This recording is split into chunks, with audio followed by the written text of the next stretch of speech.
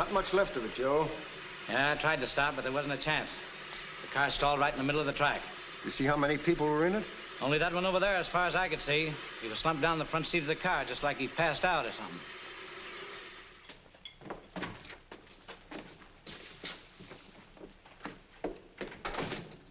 Still digging your grave with a knife and fork, I see, Willard. You must be down pretty deep by now. If eating a better breakfast so that I can do a better job is digging my grave with my knife and fork, as you so quaintly observe, Mr. Keats, let me recommend something like that for you. Maybe one of those breakfast steaks of Wally's would make a real newspaper man of you. How about it, Mr. Keats? Only take a minute to cook it. Yeah, I know, Wally. And 30 seconds to eat it. No, thanks. Just give me a cup of black coffee. Only something with the body of a man, the soul of a rat, and the brain of a dinosaur would think of stuffing his belly at this early hour. Of course, don't get me wrong. I love all editors, especially fat ones. Now that I'm no longer working for him. That's right, Wally. Mr. Keats is retired from the regular staff. He now has an office of his own and reports directly to the publisher. Success. What that ungrateful gargantua was trying to say, Wally, is that the former ace crime reporter of the Record Herald, meaning myself, is now a feature writer. I work on my own time, I choose my own subjects. Not to mention selecting my own boss. More coffee. It's wonderful the way you scooped everybody on that Wharton case. There was more about it in this morning's paper. Remember, it says here, Jason Sloan, well-known leather goods manufacturer, was killed last night when his car was struck by the Upland Limited at a crossing near Chesterville. Mr. Sloan was a member of the famous Wharton trial jury and is the second one of that group to meet with an accidental death in the past month. Say, that's exactly what it says here. It should, Wally. I wrote the story myself. What's more, I've just come from the morgue. I love a morgue. Joe, I'm trying to eat my breakfast. Stop talking about the morgue. And I was about to offer him an exclusive on one of the finest feature stories ever written. It has horror, suspense, the danger of sudden death dropping mysteriously out of the night upon unsuspecting victims. Drivel. You see, Wally, I happen to know that Jason Sloan is not the second one of the Wharton jurors to have died recently. He's the fourth. What? The possibilities of this kind of story should be obvious to any real newspaper editor. Joe. Can't you see the headlines? Revenge from beyond the grave. Members of the jury quaking in fear. Cut out the ham acting. What's this about 4 members of the jury being dead? And a 5th one is missing. Come on, we'll talk this over in my office. Put what I owe you on my ticket, Wally. And that includes my coffee. Now, I see the whole thing as a feature series. The jury with a dying man's curse on it. 4 have died already. Who'll be next? Come on, let's get this cab. Now, there's your Wharton jury. The first to go was Baxter, the next was Winstead, then Lewis, now Sloan, with Ezra Chinning missing. Headline, who will be next? That's a good angle. The Wharton case has sold more papers than any murder trial in the past 10 years. What if somebody's trying to bump off the entire Wharton jury? Now, wait a minute. The fact that 4 members of the jury that mistakenly convicted Harry Wharton of murder have all died accidental deaths in the past 6 months is good human interest. Will sell a lot of papers. But don't make yourself ridiculous by implying that you have a private hookup with what's going to happen tomorrow. All right, it's just a thought. You know me and my hunches. Let me have the stuff as fast as you can get it out. By the way, Willard, I'll have to have a dictaphone. What's the matter with dictating to a secretary? Now, Mr. Apple, you know if I'm dictating to a pretty secretary, my mind is apt to wander. And a pretty secretary taking dictation from me... I know. Her mind's liable to wander. Well, if you want the stuff in a hurry... Oh. Once again, the tragic story of Harry J. Wharton finds its way to the pages of this newspaper. Harry Wharton, rich young man about town who was tried for his life for the murder of Marie Chappelle, convicted by a jury of his peers and sentenced to be hanged for a crime he did not commit. Marie Chappelle was one of those who neither toiled nor spun. She was from a different social stratum than Harry Wharton, but somehow she caught the young man's fancy. Then one night... Marie, wake up. Who's there? Who's there? Ah! But Harry Wharton was convicted of a crime he did not commit.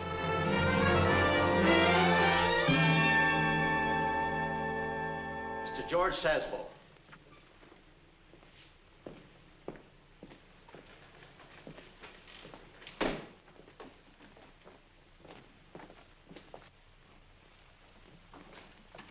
The DA is using George Sasbo as a surprise witness to place you at the scene of the crime. Do you know anything about him? I don't think I ever saw him before. Mr. Sasbo, am I to understand you actually heard the fatal shots? Yes, sir.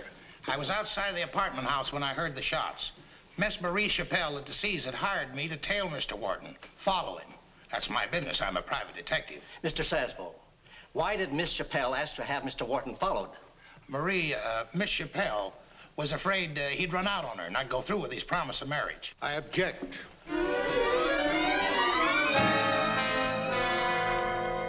Mr. Wharton, did you or did you not fire the shots that took Marie Chappelle's life? I did not. Was there any reason for you to desire the death of the girl? None whatsoever. Now tell us in your own words, Mr. Wharton, exactly what happened and where on the evening the crime was committed. I was having dinner at the athletic club and... What time was that? I'd say it was about 8:15 or 8:45.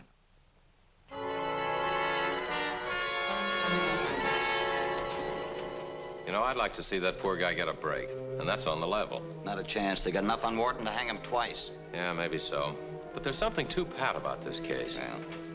Oh, here they come.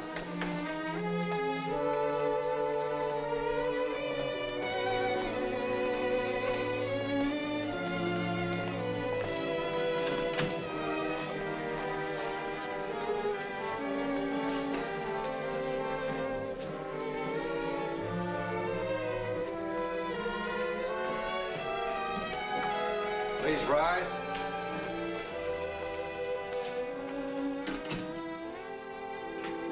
Be seated.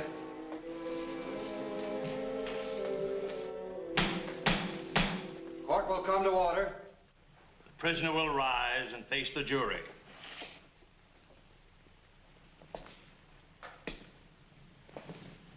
Ladies and gentlemen of the jury, have you agreed upon the verdict? We have, Your Honor. The clerk will read the verdict.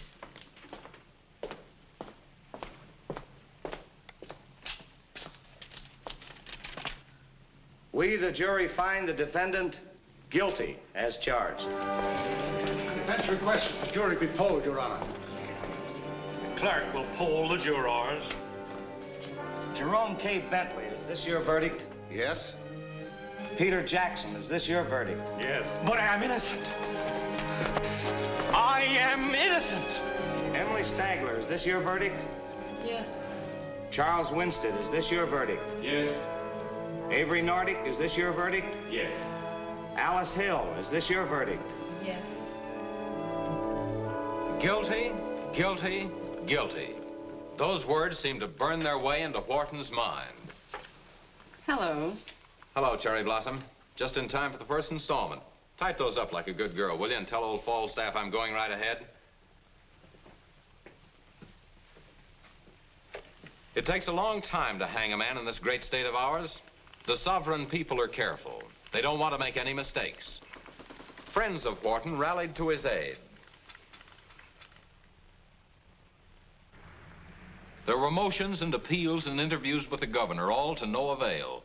Harry Wharton had been found guilty by a jury of his peers. 12 tried and true men and women sitting in legal judgment, and the law must take its course.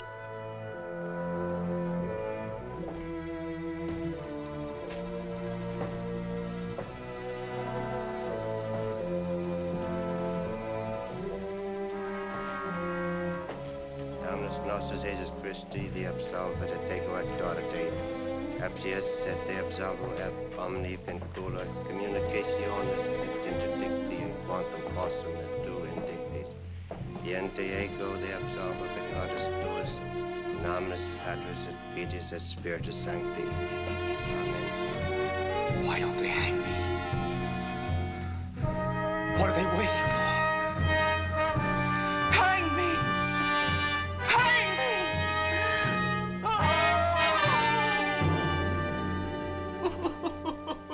I guess I was the only one who continued to believe in Harry Wharton's innocence. With nothing stronger than my own personal hunch, I kept up the uneven fight. Then, on the night before Harry Wharton was to hang, I made my way toward Wally's Grotto. Hello, Mr. Keats. Hello there, Mr. Sasbo. Make mine coffee. I've been looking for you. I thought I might do an interview on you. You know, something about the feelings of the guy whose testimony put the rope around the other man's neck the night before the other fella hangs. I don't give out interviews. I don't know what your game is, Keats, but let me give you a little advice. Snooping around where you're not wanted is liable to earn you a hole in the head.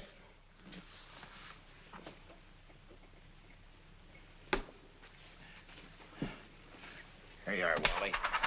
Joint's getting crowded.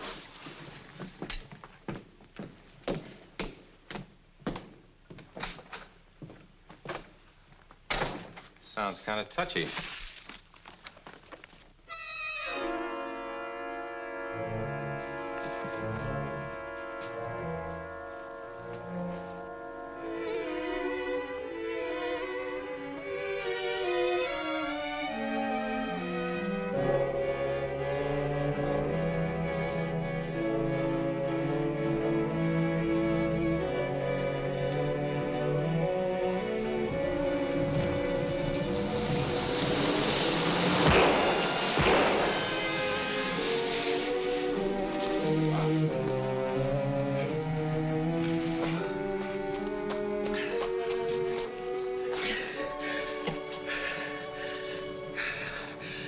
This time they got me.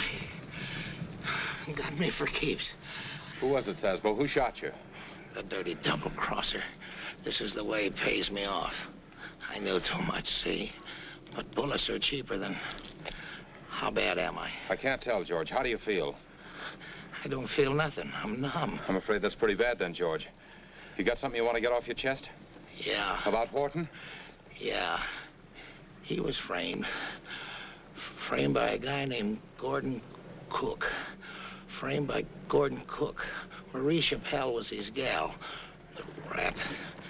He was supposed to give me the rest of my dough tonight. Hey, I'll need some witnesses to this confession. Listen. Then followed a race against time. Only a few hours stood between Harry Wharton and eternity. There were lawyers to see, depositions to be made, last-minute appeals to the governor. The wheels of justice were made to turn backward. Then, as the cold, gray light of dawn crept into Harry Wharton's death cell, the warden broke the news of his pardon. Don't you understand, Harry? You're a free man. Mr. Keats here discovered new evidence in your case, and the governor acted immediately. I'm not going to hang. I'm not going to hang. Why, I've been hanged 100 times already. I'm a dead man. One of the living dead. Every time somebody marched down those stairs, I marched with him. I've hanged so many men on the gallows, the rope no longer chokes me. That's funny, isn't it? Let's go down to my office, Harry. Just a minute, Wharton. Did you know that everything in these cells is done by 12s? There are 12 bars from the ceiling to the floor. It's exactly 12 steps around the inside of this. The guard takes just 12 steps from the stairs to here. Everything, everywhere, in 12s. Like a jury. 12, 12, 12. Come on,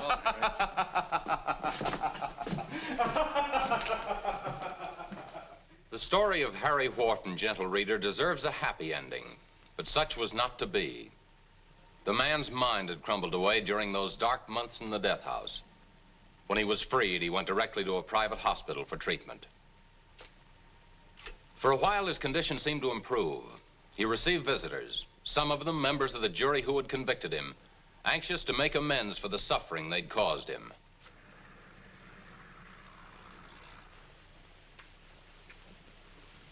You have a visitor downstairs, Mr. Wharton. Would you like to see him? Certainly. I'll send him right up.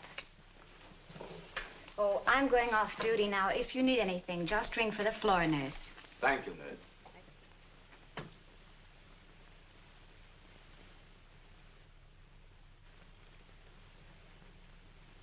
I have everything I need. A few hours later, a nurse heard strange crackling noises coming from Harry Wharton's room.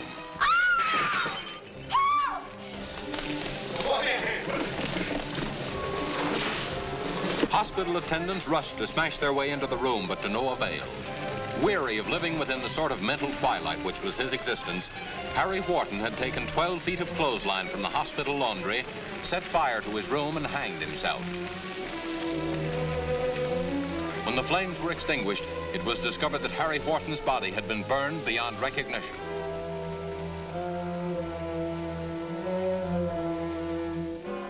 Harry Wharton died for the last time, this time of his own choice and by his own hand. Good morning, Willard. Morning.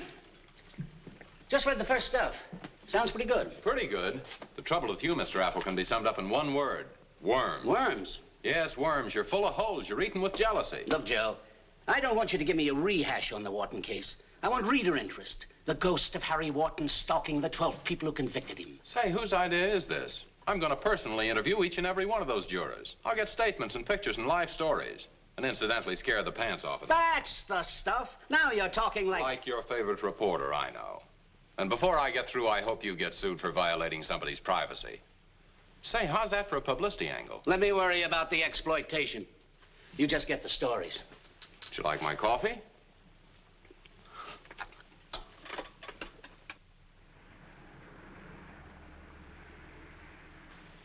I don't mean to seem rude, but your attempts to capitalize on a series of coincidences to sensationalize them are both, well, cheap and revolting.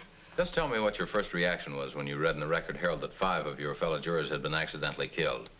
Mr. Keats, you compel me to repeat that I did not read in the Record Herald where 5 of my fellow jurors were dead. I don't read the Record Herald. I told you that yesterday, and I told you that the day before. All right, Miss Hill, but what if there is something back of all these coincidental deaths? Rubbish. You say that now, but what if tonight or tomorrow or the day after tomorrow another juror dies strangely and suddenly? What would you say then? I'd say good afternoon, Mr. Keats. Now, if you don't mind, I have an appointment. By the way, do you have a new photograph of yourself? The ones taken when you were on the jury are terrible. I warned you I wouldn't be a party to any of your cheap publicity stunts. No picture, no interview, no story. You make a newspaper man's life very difficult, Miss Hill. I'm sorry. A picture of you would have looked nice, too. Sort of dressed up the page. Couldn't you spare even a little snapshot? So big. Goodbye.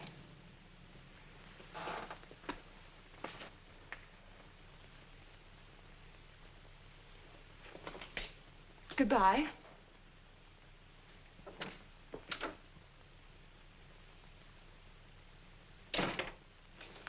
You mustn't mind her. She's really been terribly upset about the whole thing. Tell her to forget it. She's a pretty girl. She'll wrinkle. I tell her that all the time, but she's so serious. Says her conscience has never given her a minute's peace since that poor Mr. Wharton hung himself. She'll have to relax. Oh, Mr. Keats, here's something for your personal files. Hey, thanks. Oh, Tex, did you call about that shipment of glass? Why, yes, Alice. Well, goodbye again. Goodbye. Goodbye. Wow. Goodbye.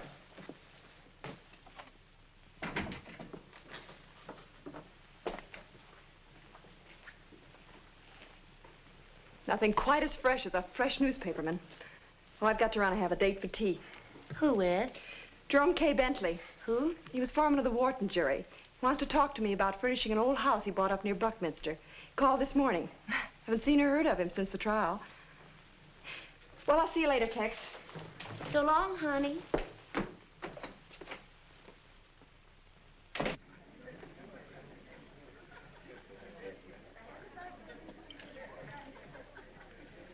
I remembered from our jury acquaintance that you were a dealer in antiques. When I bought my old house, I thought of you at once. That's very nice of you, Mr. Bentley. I'm sure we'll have some things for it you will like. I'm anxious to see your house. You shall see it, Miss Hill.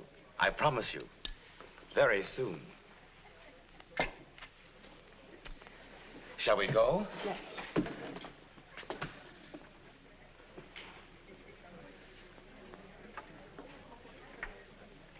One moment, sir. You forgot your gloves. Thank you.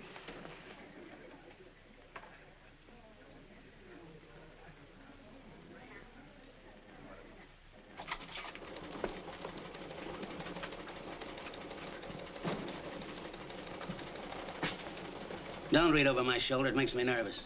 Sorry, I was just trying to avoid looking at your face. What's the matter? Hangover? Haven't had a drink for 4 days. You must be in love. Look, I've been thinking maybe we ought to wind up the articles on the Wharton case. Are you crazy? This is the best feature we've had since the trial. It's just cheap sensationalism. Who are we trying to fool? I've interviewed all but 2 of those people who are on the jury. They're nice folks, minding their business, doing their job. What civilian sob sister has been talking to you? Snap out of it, Joe. This is the newspaper business. Or am I correct in suspecting that you've been seeing too much of a certain lady juror? Look, let's cut the kidding about Alice. I'm serious. Okay, but do me a favor, will you? Go on down to Wally's and eat a good breakfast. It'll cheer you up. Why don't you concentrate on your own waistline and leave mine alone? Hello, Marcy. Hello. He's way off its feed. No, it's terrible, the things a woman can do to a man. The mayor's been calling you, Mr. Apple. I promised him you'd call him right back. Oh yeah.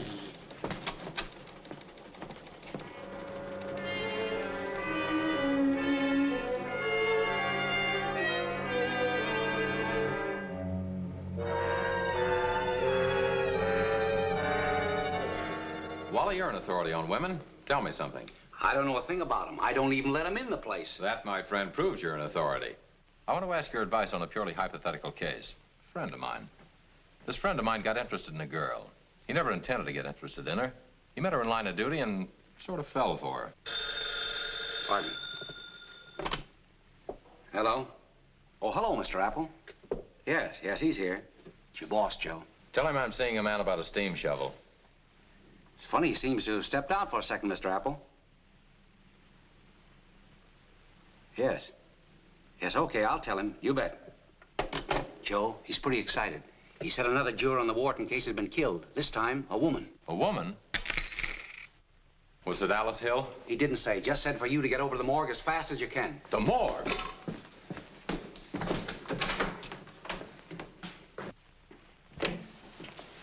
Hello, Joe. Hello, Inspector. All right, Mike.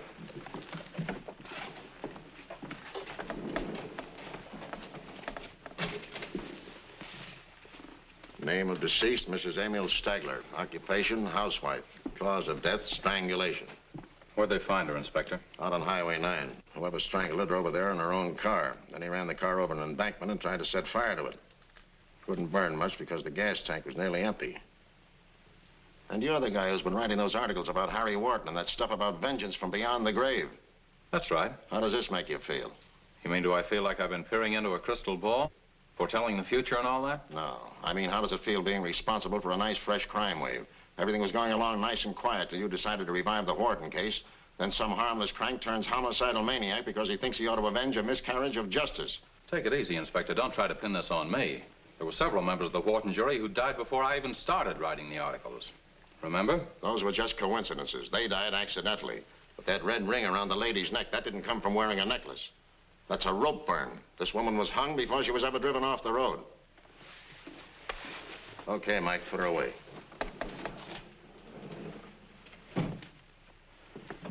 But it's ridiculous to think that a newspaper story would inspire someone to go out and start to kill an entire jury without any reason. What's so ridiculous about it? This is a big town. There are a lot of cranks in it. Suggest something like this to a nut and right away he runs amok. He wants to become an avenger. You mean there's no other possible motive for this killing? Mrs. Stagler didn't have an enemy in the world. Excuse me, boys. I gotta make a call. Read all about it. Read all about it. Get your evening paper here. Killer eludes police. Thank you. Get your evening paper here. Killer eludes police. Here you are, sir. Thank you. Killer eludes police. Get your evening paper here. Night final. Thank you, sir. Thank you. Paper, mister. Thank you, sir. Get your evening paper here. Read all about it. Read all about it. Get your evening paper here. Killer eludes police. Just a moment, please. Are you Jerome K. Bentley? Yes? I'm Garrett, homicide detail. Inspector Davis sent me over here to kind of keep an eye on things. Sort of a bodyguard until the excitement quiets down. Hope you don't mind. Not at all, officer. In fact, it's quite reassuring. Killer eludes police. Boy, but I'm tired. What got into you, Mr. Jerome K. Bentley, that he suddenly decided he wanted all this stuff shipped tomorrow? He wants to move to the country as soon as his house is ready. You should be glad, Tex is the biggest order we've had in months. Well, I'll be glad when I've slept about 12 hours. Now I'm too tired. Okay, honey.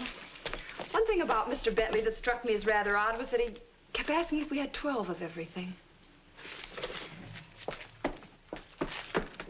wonder what he wanted 12 of everything for.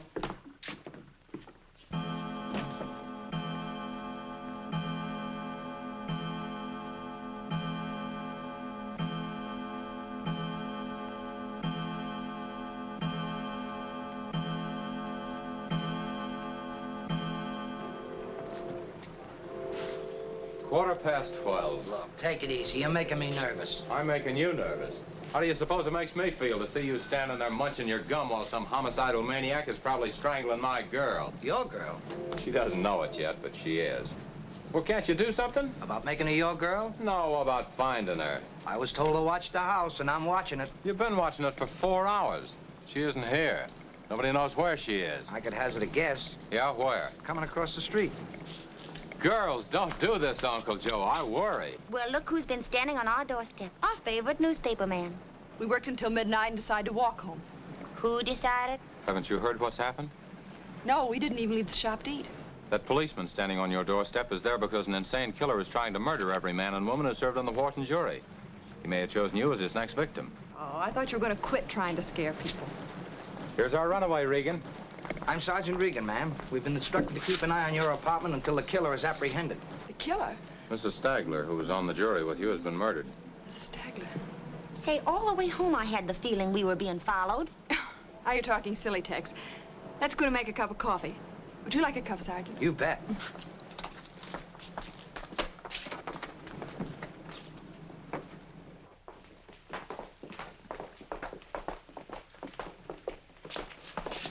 Tex, I must have misplaced my key. Do you have yours? Why, clutched in my lily white hand, sugar. Stand aside.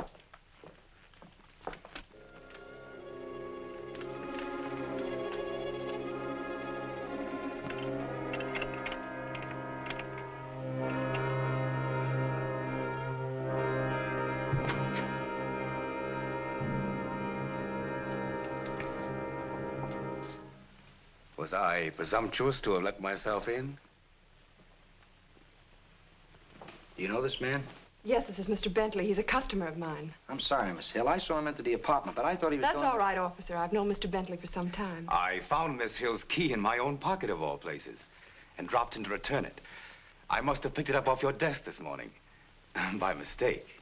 Thank you so much. I'm glad to have it back. I'm always losing it. I also brought these, in case my unexpected visit should have displeased you. Oh, not at all. Thank you.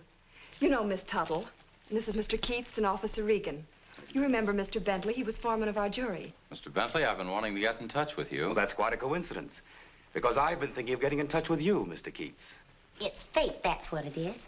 Alice, you brought Joe and Mr. Bentley together. Now I'll go bring some coffee and water together and see what comes of that. Want to help, Sergeant? Sure thing. Tex, would you put these in water, please? Sit down, won't you? It was Joe who dug up all the evidence that saved Harry Wharton. Yes, I know. I've been reading Mr. Keats' recent articles with considerable interest. In fact, I've been wondering why the police haven't arranged some sort of protection for it. What for? It merely occurred to me. The mysterious killer might decide to hold you responsible for making his task more difficult. No, that's where you're wrong. The man's obviously a maniac with one fixed idea. He wants to do away with the jury because they mistakenly convicted the wrong man. He's bound to know that it was I who saved Harry Wharton from the gallows. Yes. So he could hang himself in an insane asylum a little later. I really must go, Miss Hill. You won't forget to ship my things tomorrow, will you? Well, they're all packed and ready. Won't you stay and have some coffee with us? No, thanks. Will you say goodbye to the others for me? Of course. I'm sorry you have to hurry. Good night. Good night. Don't forget about the talk we're going to have. I'm looking forward to it, Mr. Keats. I'm looking forward to it. If you were to ask me, I'd say the guy had his nerve walking into your house and making himself at home like that. Oh, I don't mind. He's nice and a very good customer. Besides, he was doing me a favor. Yeah. He didn't seem a bit scared either, wandering around alone at night. He was foreman of the jury, you know. Yes, I know. Rather quiet, but very nice. Oh? All right, break it up. This coffee's so strong now, it ought to be carrying me instead of vice versa. Well, what happened to our little prowler? Oh, he asked to be excused. Want to know a secret? I think Mr. Bentley's kind of sweet on a certain young lady. Oh, Tex, you're talking nonsense. Well, he certainly scooted out of here fast enough when 2 other men showed up. That confirms my good taste in women. prove I have no hard feelings, I propose a toast to Mr. Bentley. May the killer never discover that he likes to prowl by night and deliver posies to pretty ladies.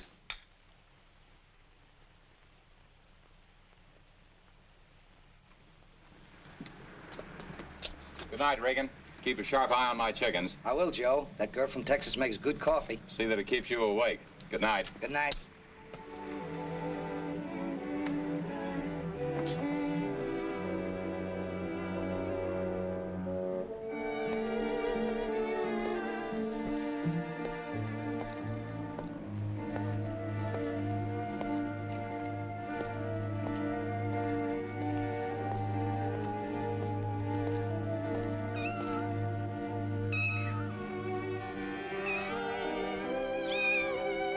Hello, Black Magic.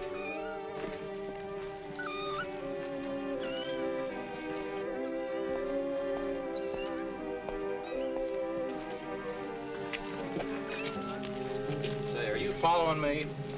Look, Blackie, why don't you run on along home? You're making me nervous. Hello again, Mr. Keats. Oh, hello, Mr. Bentley. May I join you? I think we're going the same way. Certainly, but I thought you were probably home in bed by now. I have a confession to make, Mr. Keats. I've been waiting for you. That's funny. Back there, I had the feeling I was being followed. Now you tell me you were waiting for me all the time. I guess that makes me psychic. Everyone is psychic to a more or less degree, Mr. Keats. Well, I don't carry a spare crystal ball around with me, but I do play hunches. When you're always on the lookout for news, you develop a sort of a sixth sense. Perhaps I've developed a sixth sense, too.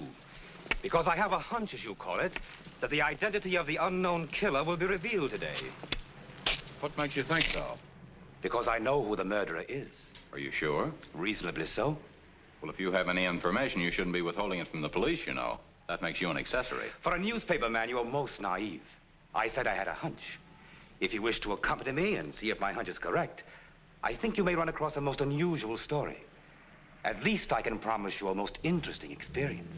I don't see how I can pass up a chance like this. Where do we go? When do we start? We start now. Taxi!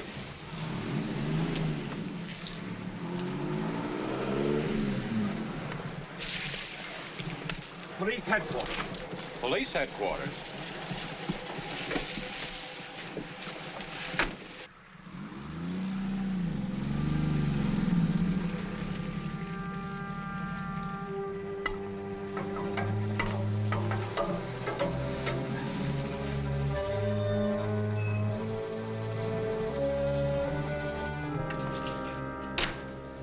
I come every night at this time.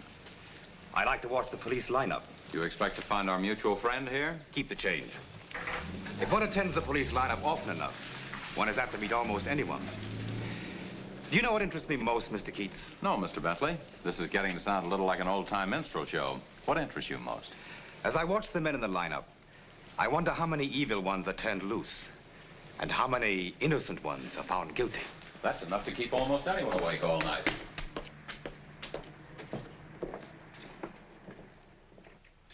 Albert Leonard, alias Albert Lichter, alias Alfred Link, age 37, height 5 feet 8 1/4, weight 151 pounds, previous arrests 12, convictions 2, grand theft auto, larceny. William Black, alias Night George after Blake, night. alias Charles Blackwell, Never-ending hunt goes on, age 43, searching for the proverbial needle in the haystack, sifting each human straw to find the one that looks guilty. What started you on this night prowling, Mr. Bentley? Oh, I have no family. No business affairs that require my attention in the daytime. Have you always had these nocturnal habits, or did you acquire them after Harry Wharton was convicted? After. Truth is, I haven't slept since Mr. Wharton was convicted. I spend my nights exploring the jungles of this great city. I find it fascinating. The battle of good versus evil. I could take you places, show you things that would surprise even a man of your wide acquaintance. Maybe later. Don't forget our date to meet the killer. At dawn, my dear friend. That's several hours away. Let me make a telephone call first. A telephone call? Yes, I always keep in touch with the paper. They like to know if I'm on the job. I'll only be a minute. Convictions 1.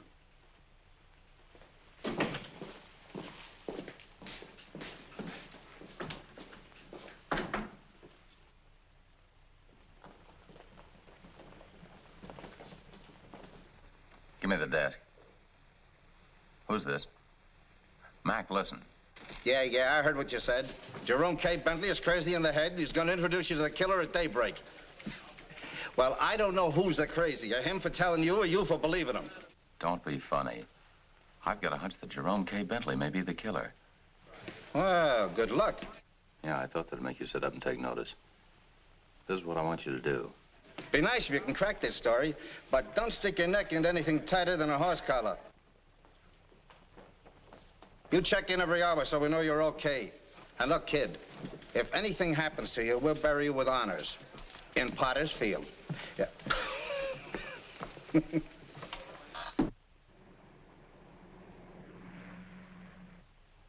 I never saw a man who looked with such a wistful eye upon that little tent of blue which prisoners call the sky, and at every drifting cloud that went with sails of silver by.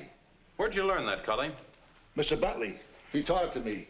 He likes to have me recite while I'm massaging his neck. It's Oscar Wilde's Ballad of Reading Jail. Go on, Cully. Some kill their love when they are young, and some when they are old. I don't remember that verse, Mr. Bentley.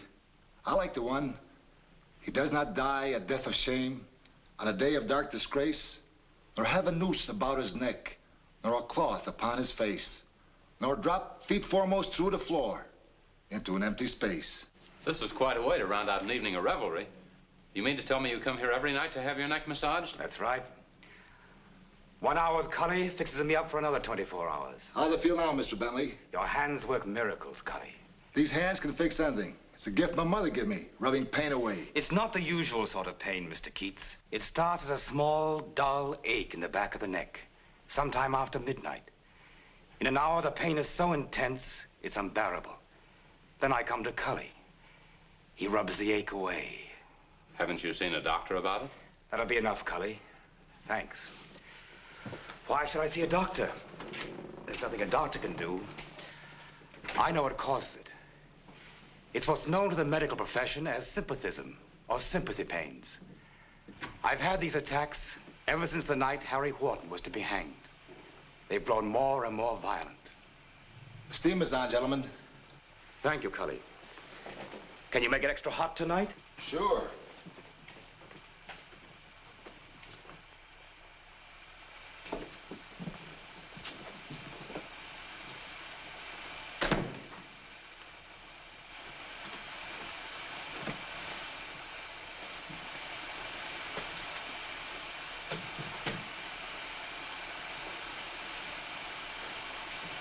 Say, this gets down to parboiling you in a hurry.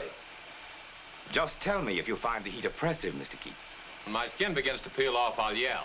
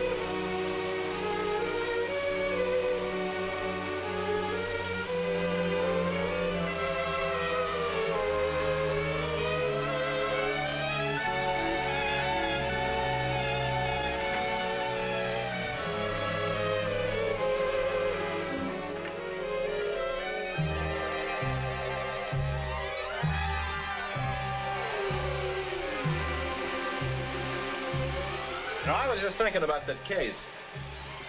Bentley! Bentley! Bentley!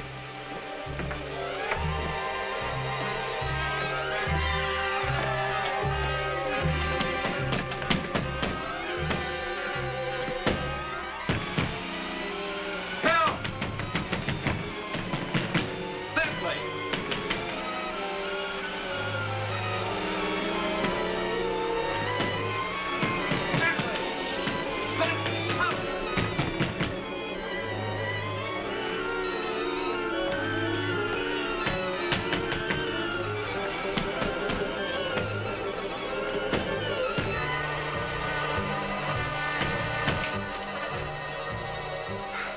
hot in there for me, Cully. How about running down to the corner and bring us back a pot of coffee? Sure, it's daybreak. Time for coffee. Thank you, Cully.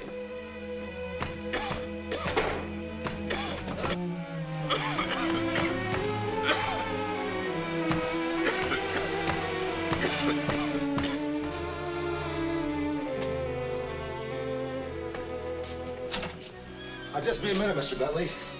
Take your time, Cully. Smells like steam escaping. Door stuck. I'll cut the steam valve.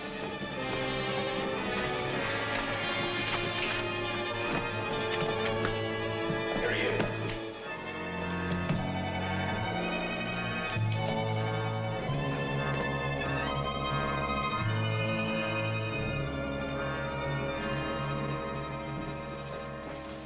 I better call an ambulance. He's alive. Steam rises. He was lying on the floor next to the door. He probably got some air that way. He'll be all right. Don't you think a doctor ought to look at him? Of course, Cully. I'll call the emergency hospital.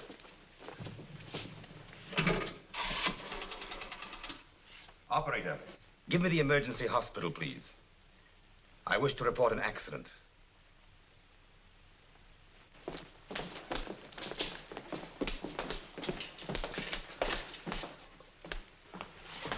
How's he, Doc? I'll tell him, Doctor. Never mind. If he can talk, he's all right.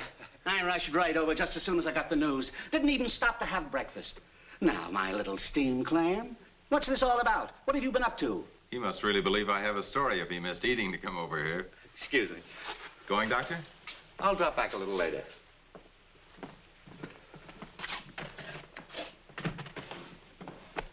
Now, I want you to rest, Joe. Take it easy for a few days.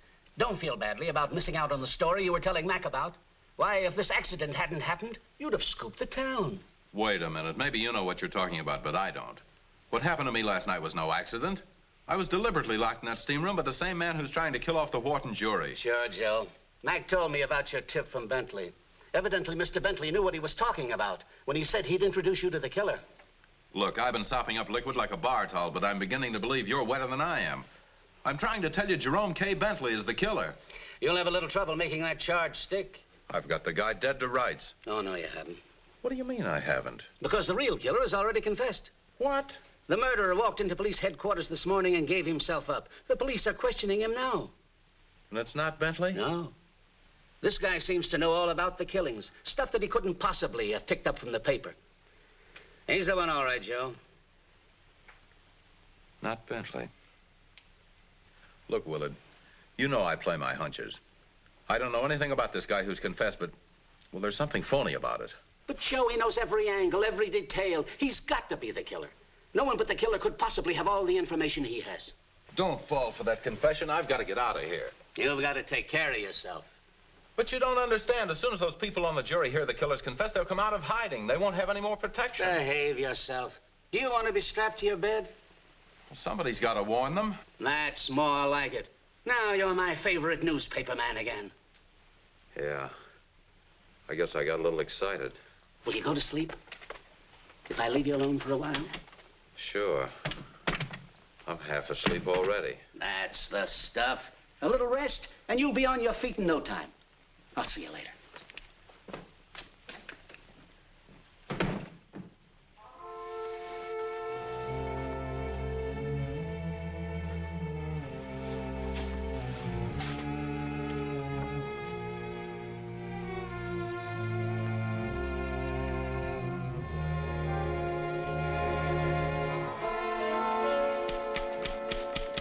Close the door, please. Sorry, Sergeant. I'm Joe Keats, Record Herald. I want to see Inspector Davis. It's important. I'm sorry, the inspector's busy, Mr. Keats. What's it about? I've got some information on the Wharton case. Important information. Hello, Jimmy. Let me speak to Inspector Davis, please. Inspector, Sergeant Luton. Joe Keats is here. Says he has some information on the Wharton case. All right. Tell him I'll come out. Have him repeat that list of jurors he killed. I'll be back in a minute.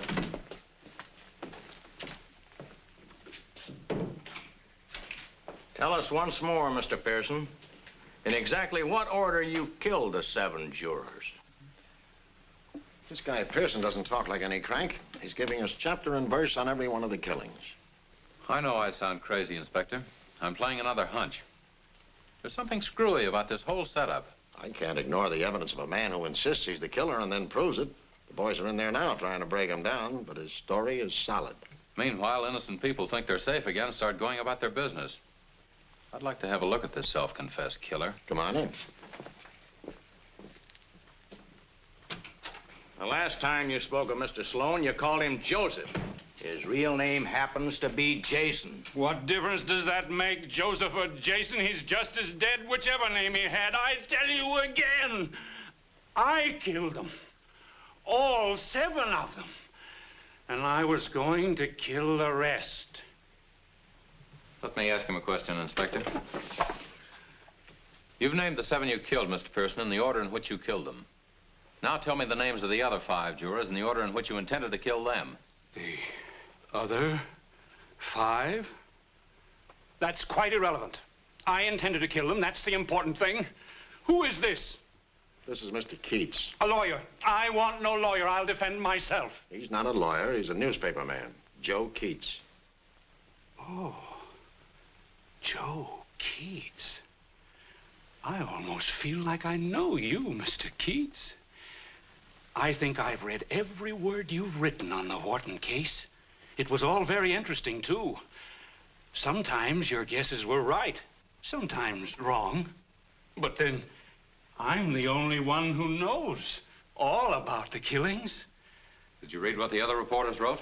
Oh, yes, every word. But I liked your articles best. They were much more vivid. I see. I know why you're here. You want a feature article, don't you? And you'll get it. You'll get it just before they hang me. I'll make it exclusive to you, Mr. Keats. I'm more interested in people's innocence than in their guilt. You don't believe I killed them, do you?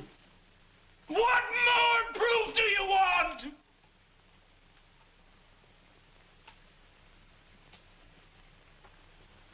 All right. Turn me loose.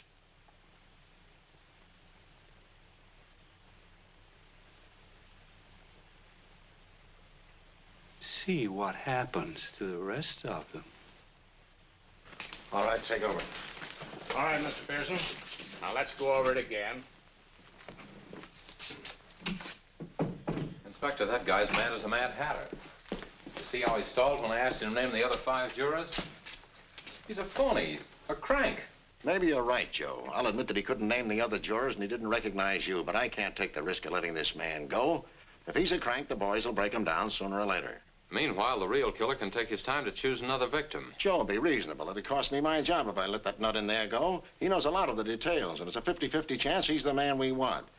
And don't forget the other killer, assuming that there is another killer, is just as crazy as this guy. What does that prove? That proves that I can't let this man go when he claims to be the killer just because he's crazy. Now, can I? No, I suppose not. Do me a favor, though, Inspector. Don't give out the story that you have a confession just yet. If the press gets hold of this, all the other jurors are going to think the danger is over. I'll do what I can, but as a newspaper man, you ought to know how hard it is to keep anything from the gentlemen of the press. They have a way of digging up the real facts. I'll be seeing you.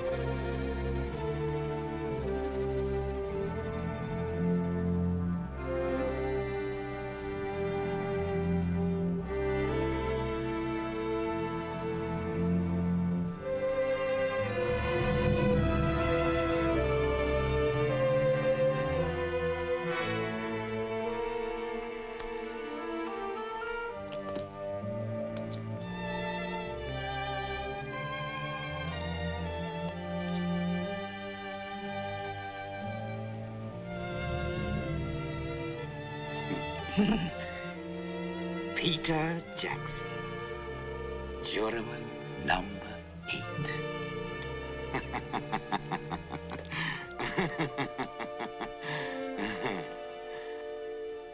I'd like to speak to Mr. Peter Jackson, please. This is Mrs. Jackson. Mr. Jackson isn't here. Who did you say this was? Joe Keats of the Record Herald. I don't want to cause you any alarm, Mrs. Jackson, but there's a possibility the man who's confessed the killings is a crank. The real murderer may still be at large. Is there any place your husband can be reached? All I know, Mr. Keats, is that he went to a house near the village of Buckminster. Oh. Thank you, Mrs. Jackson.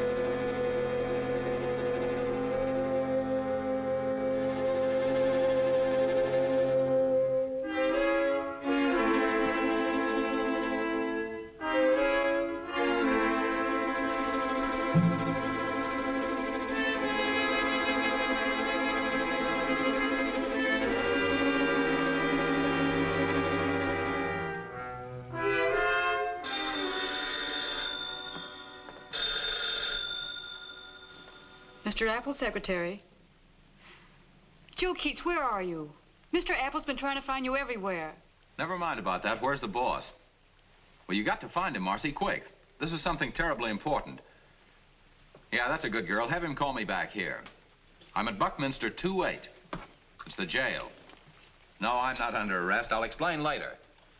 You newspaper fellas set quite a story by who gets a murder story on the street first, don't you? Yeah, we do. Thought you wanted to tell them about finding that body. Well, that's my boss's secretary. I want to give this story to my editor direct. Did you find it, boys? No. You didn't find Peter Jackson's body? No. We didn't find Jackson's or any other dead body hanging there. But I saw it hanging from a beam. Well, maybe it climbed down after you left. Locked all the doors and went for a swim down the river. We got a bad taste for practical jokes up here, Mr. Newspaper Man. Look, I didn't just dream up a body hanging there. I came up here because I was afraid something had happened to Peter Jackson. He was one of the Wharton jurors. Hello? Yeah, he's here. Is that for me? What'd you say your name was? Oh. Come on, let me talk to him. I'll do the talking temporarily. Yeah, he came in here a half hour ago. Said he found a body hanging in an old house on the outskirts of town. When we went there to investigate, there wasn't a sign of a dead body. Oh, I see. I see. Sure, sure. I will. Till you get here. Okay. Lock him up, Ben. Lock me up? Wait a minute. You can't lock me up. What's the charge? Get in there.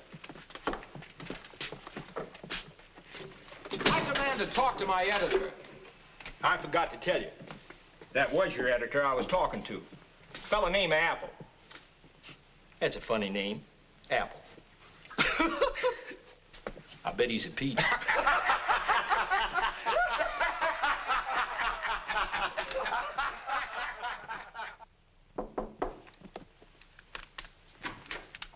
This came for you at the shop. I was pretty sure it wasn't business, so I brought it over. That's very thoughtful of you, Tex. Maybe from... It's from Joe. I knew my hunches were hitting on all cylinders. What does our wandering boy have to say for himself? He wants me to meet him in Glenlock and to come alone. Is that all? That's all except that he says it's very important. Glenlock? Well, I've been through there. That's a whistle stop to end all whistle stops. Say, what are you doing? I'm going to Glenlock. But it'll be dark by the time you get there. Maybe I better go along. I'll be all right. Joe says to come alone. He must have a reason. Just keep your fingers crossed and don't tell anyone where I've gone. They're crossed, baby, and they'll stay that way till you get back.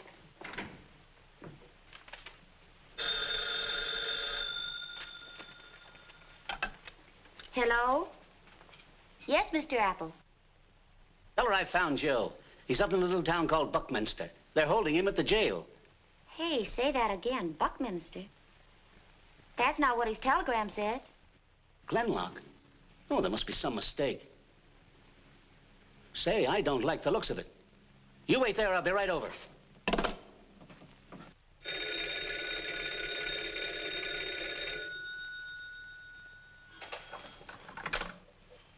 Hello. Speaking. If that's my editor, I demand to talk to him. Keep your shirt on, newspaper man. It ain't your editor. Go ahead. Wait a minute. Where'd you say this was? Hold the phone. What's happened? Oh, Clem Palston. Come here, quick. What'd you say that feller's name was? That feller you said you saw hanging in the Lacey house? Peter Jackson. Why? We'll be right over. What's the excitement? Some kids just found a man's body down at the river. The man's name is Peter Jackson.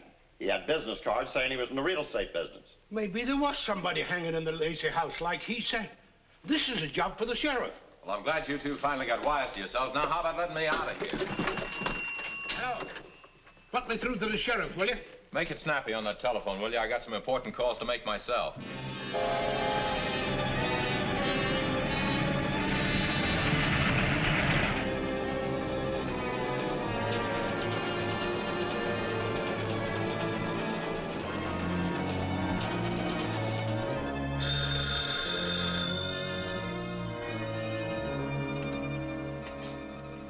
Hello?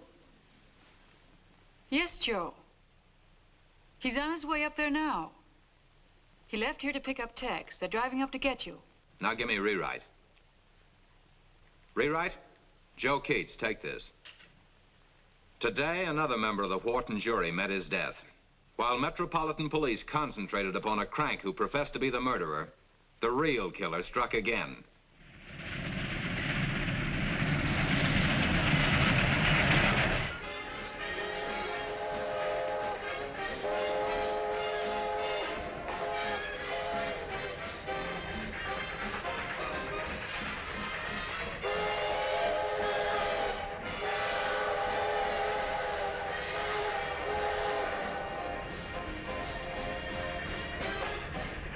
Here's the latest flash on the Wharton jury case. Police have broadcast a warning to be on the lookout for Jerome K. Bentley, foreman of the jury which convicted Harry Wharton. He's believed still to be in the vicinity of New York. It is believed that Bentley is responsible for...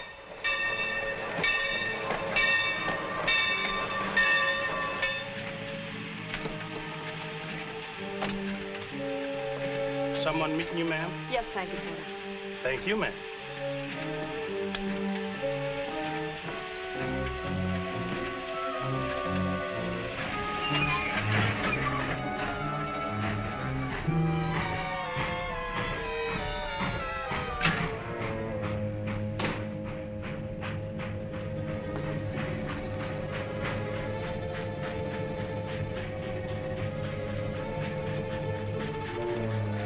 Joe, I was beginning to be frightened.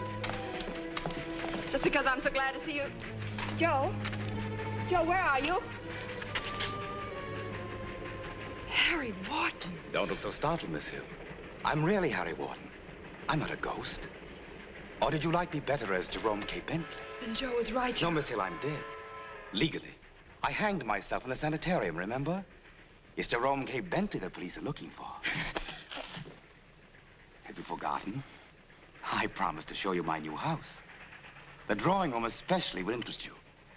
It has a beam ceiling. You know, you hang things from beams.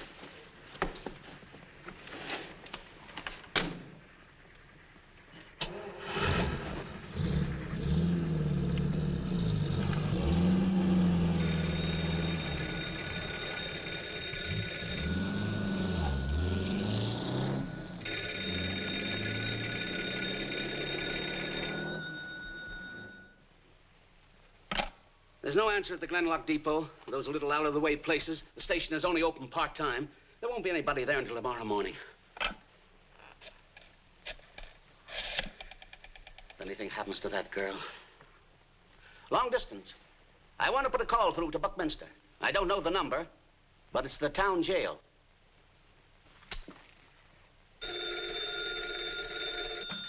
Yes? Oh, it's you. Marcy told me about Jackson. Yes. The story will be on the street in a few minutes. I know I'm a... Yes, yes. Anything you want to call me. But, Joe, what I telephoned you about is Alice. She received a wire to meet you at a little place called Glenlock. Joe didn't send that telegram. Right, we'll be there as fast as a motor escort can bring us. Come on.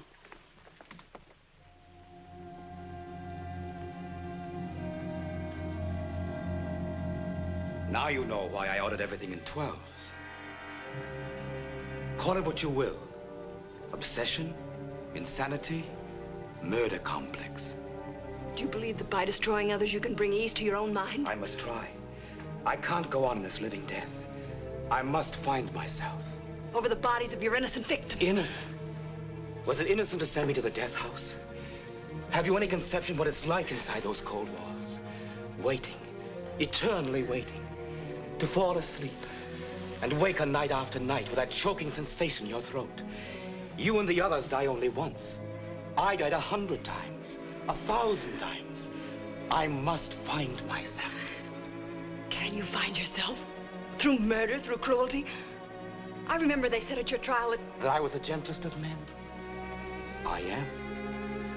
But only when the 12 are hanged can I return to the land of the living, to the beautiful things I loved. Stand up, Alice.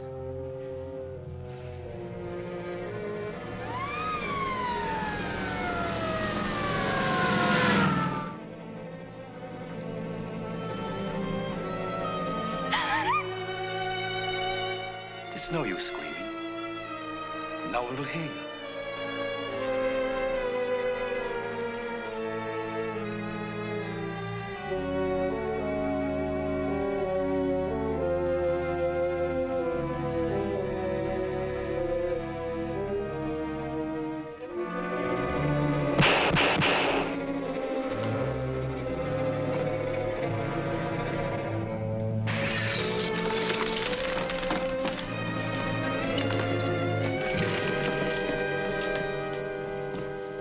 Pretty good shooting. Any one of them 3 bullets would have killed him.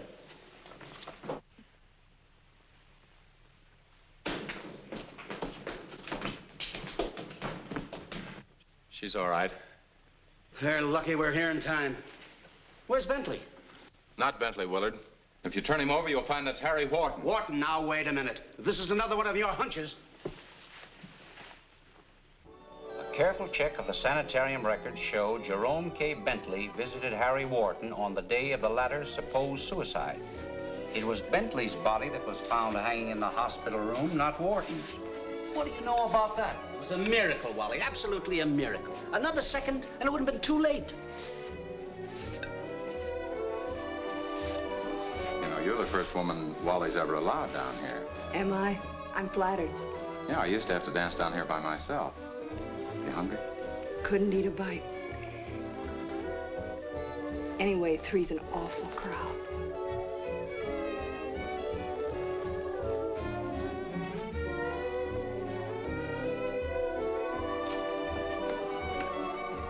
Well, Mr. Apple, you think Joe will stay with the Record Herald? No, I guess so.